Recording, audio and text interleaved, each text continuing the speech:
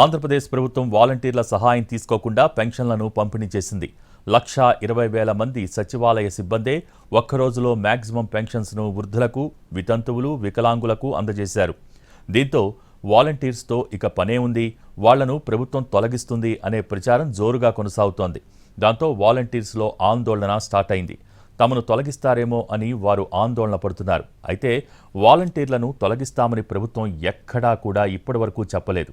పైగా నిన్న CM Chandrababu, deputy CM Pawan Kalyan దీనిపై కీలక ప్రకటనలు కూడా చేశారు.